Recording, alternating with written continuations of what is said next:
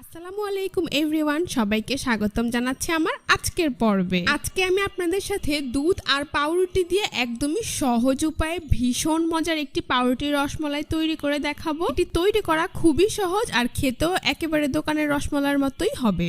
আমি একদমই সহজ উপায়ে তৈরি করে দেখিয়েছি যাতে যে কেউ চাইলেই রেসিপিটি তৈরি করে নিতে পারেন কোনো ঝামেলা ছাড়াই। আর একবার তৈরি করে দিলেই পরিবারের বড় থেকে ছোট সকলেই এটি খুবই পছন্দ করবে। তো এই ব্রেড রসমালাই তৈরি করার জন্য প্রথমে আমি মালাই তৈরি করে নেব। সেজন্য প্রথমে চুলায় একটি পাত্রে আমি প্রায় 1 লিটার পরিমাণ তরল দুধ নিয়ে নিচ্ছি। যেহেতু এখানে আমি কাঁচা দুধ নিয়েছি তাই চুলার আঁচ মিডিয়াম টু হাইতে দিয়ে 10 থেকে 15 মিনিটের মতো দুধটাকে জাল করে নিতে হবে। তো দেখতেই পাচ্ছেন দুধটাতে কিন্তু বলক আসতে শুরু করে, অর্থাৎ দুধ জাল করা হয়ে গিয়েছে।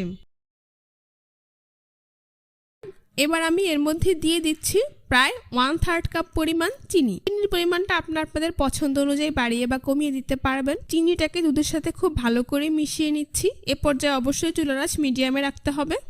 চিনিটা মেশানো হয়ে গেলে তারপর এর মধ্যে আমি দিয়ে দিচ্ছি প্রায় 1/3 কাপ পরিমাণ গুঁড়ো দুধ। গুঁড়ো দুধ দেওয়ার সাথে সাথে এটাকে আমি লিকুইড দুধের সাথে মিশিয়ে নিচ্ছি, তা না হলে গুঁড়ো দুধটা দলা পেকে যাবে। এখানে গুঁড়ো দুধ দিলে মালাইয়ের স্বাদ কিন্তু অনেক গুণে বেড়ে যাবে। আপনারা চাইলে এখানে কনডেন্স মিল্কও ব্যবহার করতে পারেন, সেই ক্ষেত্রে চিনির পরিমাণটা একটু বুঝে দিতে হবে। এবার চুলার আঁচ মিডিয়াম টু হাইতে দিয়ে আমি দুধটাকে জাল করে ঘন করে নেব। মোটামুটি 1 লিটার দুধটাকে আমি ঘন করে 1/2 লিটার পর্যন্ত করে নেব। কিছুক্ষণ পর পর অনবরত অবশ্যই নেড়ে চেড়ে দিতে হয়, না হলে দুধ তলানিতে অথবা চারপাশে লেগে যেতে পারে। তো যখন দেখবেন দুধটা ঘন হতে শুরু করেছে ঠিক সেই পর্যায়ে এখানে আমি অ্যাড করে দিচ্ছি 1 টেবিল চামচ পরিমাণ বাদাম কুচি। আমি এখানে কাঠবাদাম এবং পেস্তা বাদাম ব্যবহার করেছি। আপনারা চাইলে কিন্তু আপনাদের পছন্দ অনুযায়ী যে কোনো বাদাম এখানে ব্যবহার করতে পারেন। তারপর এখানে মালাইয়ের ফ্লেভারের জন্য দিয়ে দিচ্ছি 1/4 চা চামচ পরিমাণ এলাচের গুঁড়ো।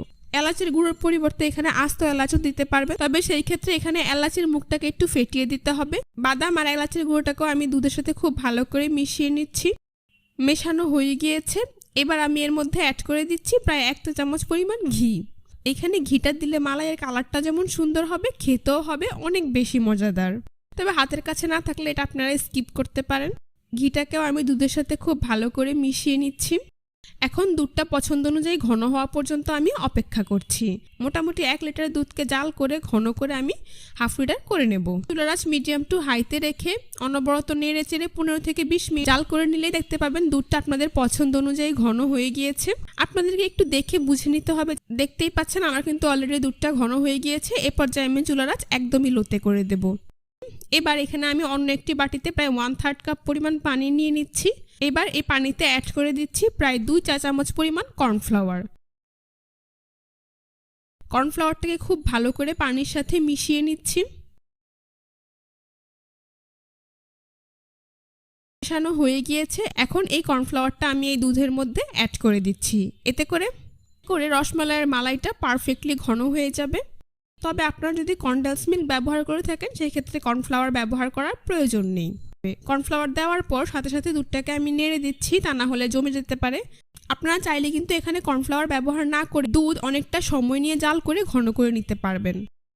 পাচ্ছেন আমার কিন্তু মালাইটা তৈরি হয়ে গিয়েছে। আর দেখুন মালাইয়ের ঘনত্বটা ঠিক এইরকম হয়েছে। আশা করি আপনারা দেখেই বুঝতে পারছেন। তারপর চুলা বন্ধ করে এটাকে এভাবেই রেখে দিচ্ছি। এবার রসমালাইয়ের জন্য আমি এখানে 4 পিস ব্রেড নিয়েছি। এখান থেকে একটি ব্রেড আমি নিয়ে নিচ্ছি। তারপর এরকম একটি গোল কুকি কাটার নিয়েছি। এবার এই কুকি কাটার দিয়ে আমি এইভাবে গোল করে পাউরুটিগুলোকে কেটে নিচ্ছি। তো দেখতেই পাচ্ছেন কুকি কাটার দিয়ে এভাবে গোল করে আমি ব্রেড রসমালাইয়ের ব্রেডগুলোকে কেটে নিয়েছি।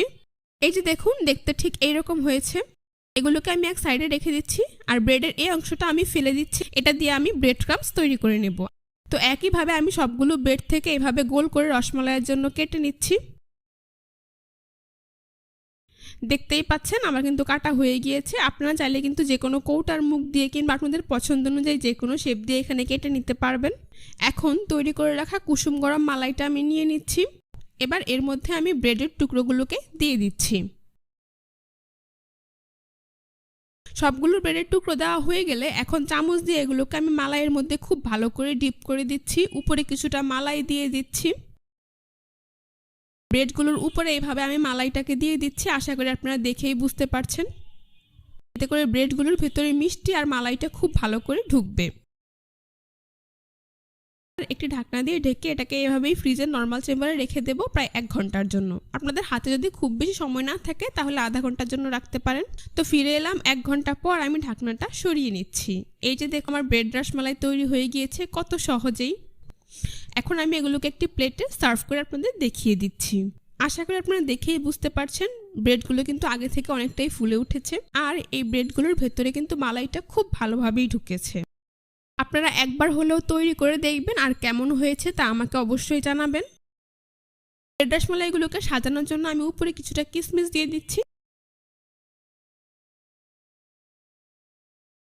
আর এখানে আমি নিয়েছি কিছু পেস্তা বাদাম কুচি। আপনারা চাইলে আপনাদের পছন্দ অনুযায়ী যে কোনো বাদাম দিয়ে কিন্তু এখানে ডেকোরেশন করে নিতে পারবেন। তো দেখতেই পাচ্ছেন মাশাআল্লাহ আমার ব্রেড রসমালাই দেখতে কিন্তু অনেকটাই সুন্দর হয়েছে, আর এটা দেখতে যেমন সুন্দর হয়েছে খেতেও কিন্তু হয়েছে অসাধারণ। অতিথি আপ্যায়নের ডেজার্ট হিসেবে আপনারা এটা একবার তৈরি করে দেখতে পারেন, তারাও খেয়ে আপনার খুবই প্রশংসা করবে। তো ব্রেড রসমালাইগুলোকে আমি কেটে আপনাদেরকে দেখিয়ে দিচ্ছি।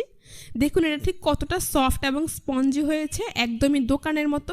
খেতেও কিন্তু হয়েছে দোকানের মতো পারফেক্ট এবং রসালো। আশা করছি আজকের রেসিপিটা আপনাদের সবার কাছে ভীষণ ভালো লেগেছে। রেসিপিটি ভালো লাগলে অবশ্যই আমার চ্যানেলটি সাবস্ক্রাইব করবেন, পাশে থাকা বেল বাটনটি অন করে দিন। সবাই ভালো থাকবেন, সুস্থ থাকবেন। আল্লাহ হাফেজ।